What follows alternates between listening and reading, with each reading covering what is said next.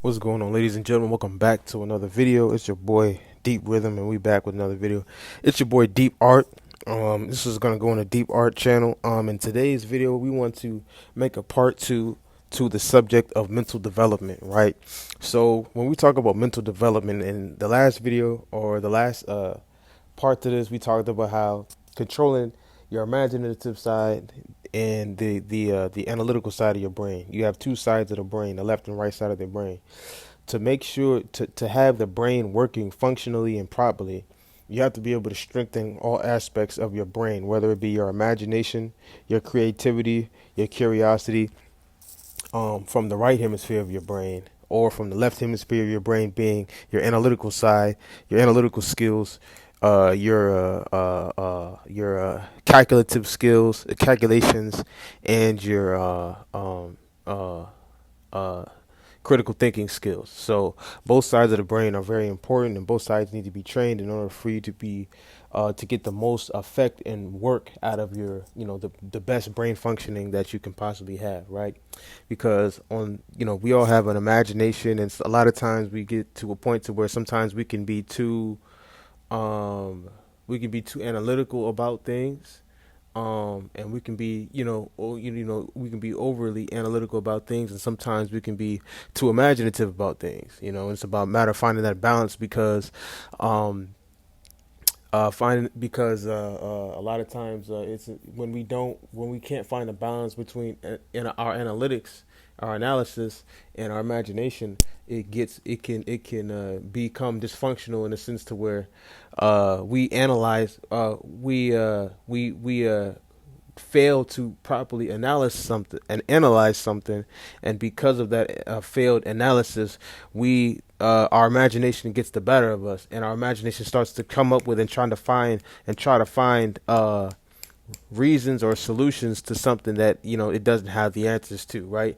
And which is called madness, right? And that brings about madness, because if the analytical side of your brain can't conceptualize it or can't understand it, the imaginative side can utilize things such as fear and such as other things in order to try to come up with a solution, or figure out what that thing is, and give us. So in order to control fear and not get your limbic system running wild, it's important to double down in on the analytical side of your brain and make sure that you find answers to things, and have information, the answers to things that you might be curious about, right? Or that you need to have answers to, right?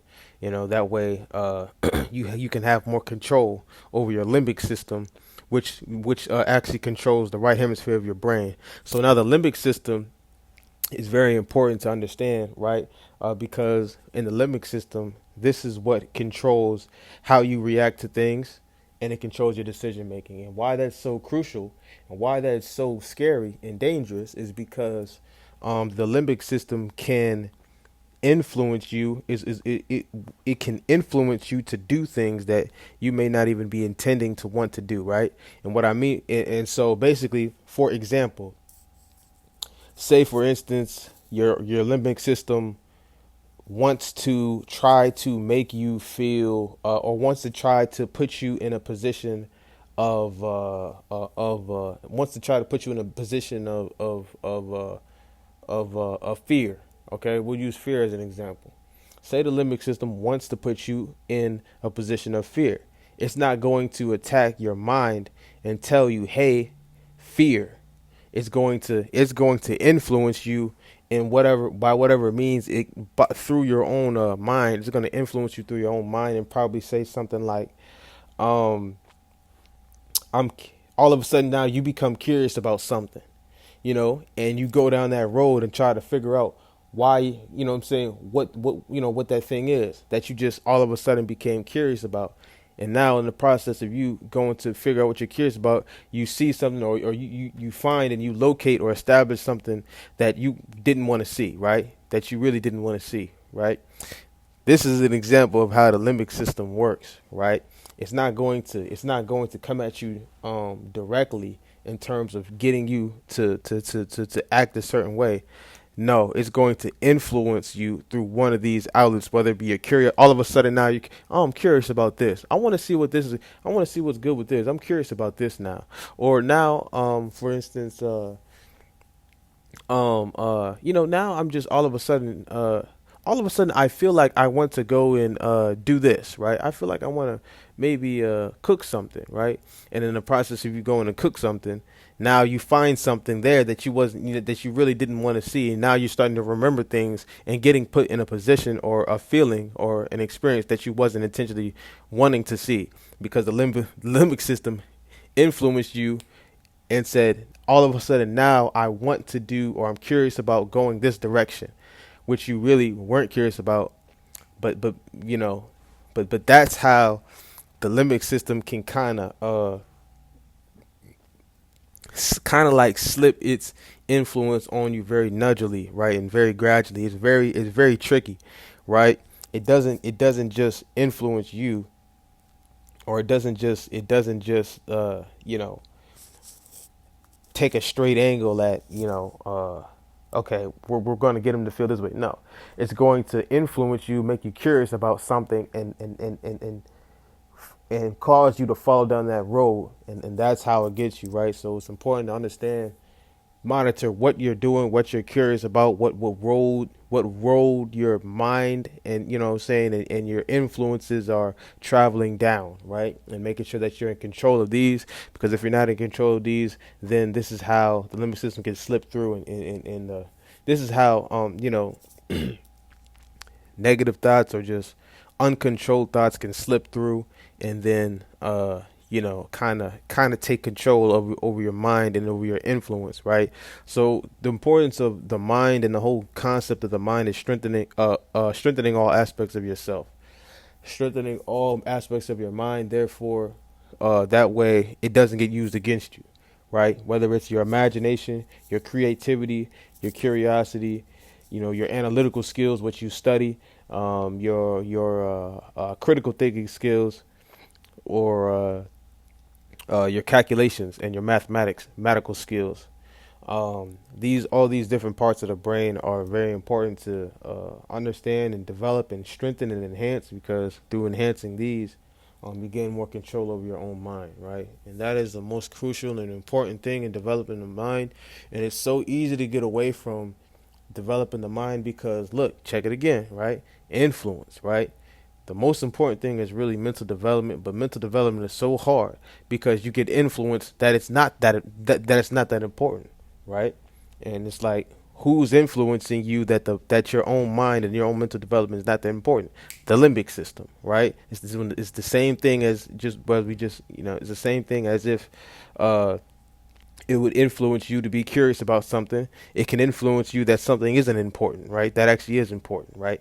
Which is your mental development. And this is the problem, and this is why mental development is so difficult, and psychological development is so difficult for some people, is because their own limbic system influences them that it's not that important, and therefore they're being controlled by their own limbic system, and not able to really carve themselves out in the way they want to. They're kind of going the course of their own body. So this is what is very important, is to be able to control the destiny of your own life and where you want to go, not what you feel, to go, like, for real, like, at all times, right? Because what you feel can play against you, and the limbic system is exactly that, what you feel. So the the most important thing to take away in this video, I believe, or one of the most important things is what I'm about to say, is that you have to be able to understand. You have to be able to control the destiny of your life utilizing your own imagination, analytical skills, your critical thinking skills, your creativity, and really assessing and saying, this is what I want to be, and not necessarily what I feel. Not necessarily being what you feel to be, but being what you want to be. There's a difference, right? Because if you want to be something, now you have to be disciplined to that thing, that whatever it is you want to be, in order to get it, right? You have to be disciplined to it. You have to be more analytical to it, and you have to understand, the process, and you got to understand the components of things and how to get, yourself to that point to be that, right? As in regards to if you was going based off how you feel, then now all of a sudden, if living based off you feel, now all of a sudden you're subjected to everything that you feel, right? And everything that you feel becomes the basis of how you react and how you move and how you, da da da da, whatever, right? And the problem with that is the fact that this is a dead end, right? You know what I'm saying? Like, you don't want to be carving yourself based off how you feel, but based off of how you imagine and how you want to be, right? You know what I'm saying? And there's a difference, right? One requires discipline, one requires calculations, complete, total complete monitorization and management of body and brain, right? And mind and soul, right? And so this is the last aspect I wanted to talk about, right? Is understanding the difference between the two, right?